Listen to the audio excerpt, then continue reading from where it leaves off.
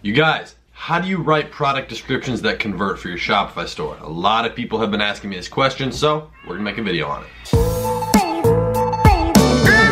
What's going on, everyone? Hayden here, coming back at you with a brand new video, and in this one, you already know, you see the title and thumbnail, we're gonna be talking about 3 main keys to writing a product description that converts. Now, I'm sure there's a lot of ways to do this. I have a certain way and kind of a template or a formula which I'll be showing you in this video that I want to go through and outline. I did open up a test Shopify store, so we're going to actually go through. I put in an image for a random product. We're going to go through, make a description for that. I'll also be looking at a couple major retailers and what they're doing because you'll see the similarities. No matter how good your product description is or even the product itself, it means nothing if it doesn't align with the traffic source. If the people coming to your store are not genuinely interested in that, you could have the best product description, but it's not gonna mean anything. So you already know I got you guys. We're gonna go through, build out an example, as well as covering the 3 main keys. And you'll kind of see why it's 3. That's kind of, there's 3 different breakdown points to the descriptions I'm making. I'll also be going through some examples, but before we jump inside of my computer and do that, if you haven't already, be sure to join the family by hitting that nice link and subscribe button down below. And drop a like on the video if you get any value at all. And do whatever else you wanna do. Let's jump inside of my computer.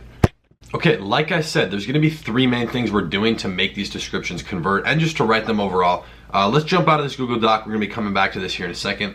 I opened up a new store example here. Let me move my face out of the corner. So you can see right here, YouTube example 11. I literally went over to Google, took a random picture of a cat necklace. So we're just gonna assume, I didn't wanna go through set up Oberlo and import a product because not actually using the store, so it doesn't make sense. I just put in a picture. So this is the product we're gonna be using. So my idea for the targeting behind this is we're gonna be targeting people who own cats. Okay, not just people who like cats, people who own cats. And you do need to think about this too. With Instagram, you can't necessarily target people on shoutouts who own cats, okay? You can find people who are interested in it, but it's only on Facebook where they would own. So I'm gonna show you the kind of 2 different variations I would make, assuming, you know, one you were only doing Facebook and one you were doing both. Okay, so kind of a more universal and general one. But let's jump over here. Back to this Google Doc. There's 3 main things, you guys. The start, hook. Okay, you need to hook people, okay? And your description should always 100% of the time be different than your ad copy. Okay, you want it to flow really well together and you have to keep it congruent. So your Facebook ad copy, for example, right? What you're saying on that Facebook ad or in the caption of your Instagram shoutout should be different and build into what you're saying in the actual description on Shopify. And you'll see more of that here in a second once we jump in and actually build the description. But the hook, this is where I see people mess up on. They typically just jump right into the details. So a hook is a simple, short, okay, not a long, it's a short 1 sentence. I usually do like 5 to 7 words, short sentence that hooks them. Okay, you can do something for this cat product, for example. Let's actually jump over here and get this, get the ball rolling. Do you love your cat? Okay. That's a hook. You could also use that in your ad copy, okay? You can make multiple different variations of it. It's a yes question. If someone owns a cat and you target a ton of cat interest as well, they love their cat. So it's a yes question and it's a hook. It's like, of course, they don't want to be viewed as someone who doesn't love their cat, right? So that's the whole social bias behind it. You're also hitting them emotionally because love is a very strong emotional connection. From there, lead into the details about it, you guys. We're just gonna kind of build this actually as we go through this Google Doc. Details of it, this is where you do 3 to 4 sentences about the product itself. This is where you've hooked them, so now they're actually going to continue reading, right? So you give them practical information, say something along, you can't just go from a hook to details, so there's a transition point. I would say, of course you do, we all do. So we are giving away the next 30 of our ultra, whatever, you know, if you have a store name, right, for this example, it was YouTube 11. Let's just say you had a cat store called Muffle. Whatever, you could say our Muffle cat necklace, right? You can basically brand a product from AliExpress as your own just by kind of coining it as yours. You could say, we're just gonna use the random word Muffle cat necklace, right? It's the official necklace, cat necklace of your store. So you can kind of take that from an example if you want to do that. Giving away the next 30 of our cat necklace of our best selling. We're giving away the next 30 for free, okay? And if you guys see, this is the transition point and it is similar to what you're gonna be actually writing in your ad copy itself or your caption on Instagram. Because you see this right here, you're saying 30, the next 30. You know what that is? That's scarcity. There's 2 different types of biases you can use, scarcity and urgency. Scarcity is the number, like the quantity left, urgency is time, okay? And we'd use the app Hurify to actually back this up. So we'd put like, you know, there's only 9 products left. We do that with the Herify timer, so it actually shows that. It's a visual aid. But so for this specific, let's continue with this. I'm gonna drop down a line by hitting enter, and then I'm gonna really start diving in depth on this product, but not like people when they think diving in depth, they're like, all right, let me write 2.5-page essay talking all about this product. No, nobody gives a crap. Say, this high quality titanium, I'm just pulling this out of my ass right now, titanium necklace has left thousands of customers satisfied while still, and this is a process. I want to show the process. You got to think. Titanium necklaces left thousands of customers satisfied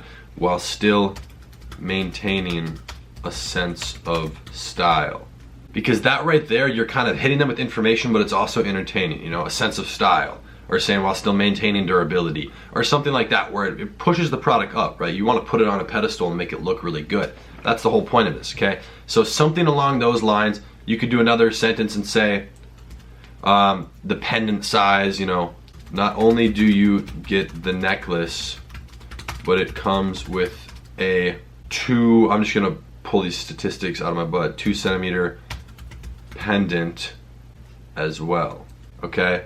Or not only are we giving you the necklace, but we're giving you the 2 centimeter pendant for free as well. Something along those lines. Just give them information and make it also seem like a better deal. Again, putting not only the product, but the offer on a pedestal.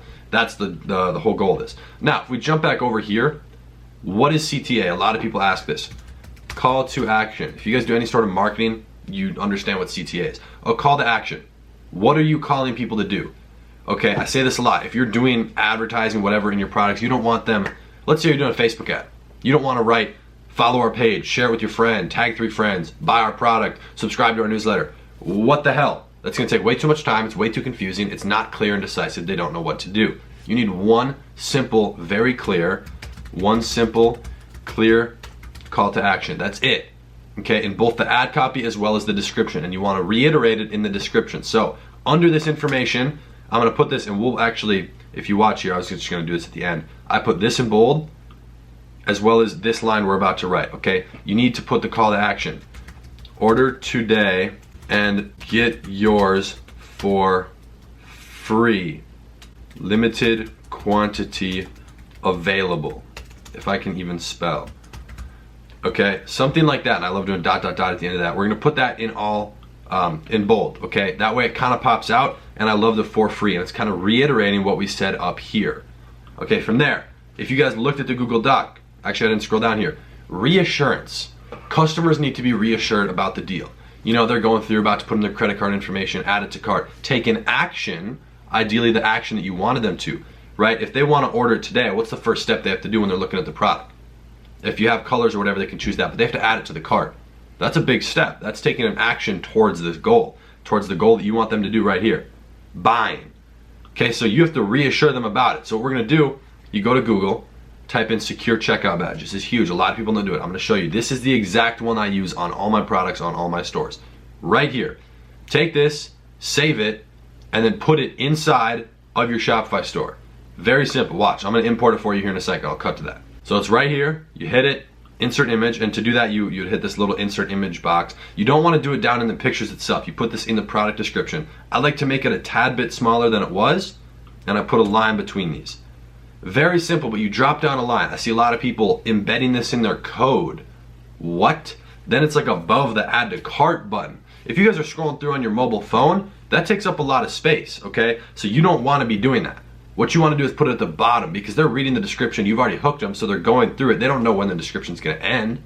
So once it does end, they happen to see this. You can't really avoid that. And that's reassurance. So subconsciously in their mind, they're like, okay, it's safe. They don't really think about it, they just glance at it. But still, subconsciously that helps. So hit save. This is a simple description I would do. As for the variation, like I promised or whatever, if you're not gonna say, do you love your cat? Because let's say you're doing an Instagram shout out. You don't know if they actually have a cat or not. That's just not inside of your control. You could take it and say, do you love cats? Very simple. They're following a cat page. You know that. And now you're not making the assumption that they don't have a cat. Because if you try and say, do you love your cat? And then they don't have a cat, now they're immediately detached from your ad and your product, because now they feel like they can't relate to it. Now they can, because do you love cats? That's more broad. So just kind of think about the wording and play with that of how you're structuring it. But this is really just how I create my descriptions. It's simple. There's 3 main points to it, right? The hook. Oh, I don't know why I just selected everything. Wow. Gee, that's weird. Whatever. So there's the hook, then the explaining, right? The details part of it, the call to action, and then the secure checkout badge, which is the reassurance. I guess it's technically 4. I group the hook and details as 1. Depending on how I word it, sometimes I'll just put it together and won't drop down a line. But right there, you guys, that's the basis behind this. It's just a secure checkout badge for reassurance. Very, very simple. 1 clear call to action. There's just a lot of things. People try and, I've seen people who are advertising and making money. I know they're making money, and they have the worst product description. Okay, you could increase your conversion so much by having the right description. I see people without descriptions. I guarantee you, people watching this right now don't even have descriptions on their product at all. So go through every single product on your store. Make sure it's structured at least very similarly to this. Something like this, you guys. Keep it simple. Don't overcomplicate it. This is nothing crazy. It's just what I do. It's how I structure it, and I know it works. It converts. I've tested this. It's a tried and tested, whatever. I know it works. It makes money. A lot of people have told this to me and helped me with it, and that's how I've taken what their ideas are that work, and I know work because they make a lot of money, and I twisted it and built off of it and tested myself.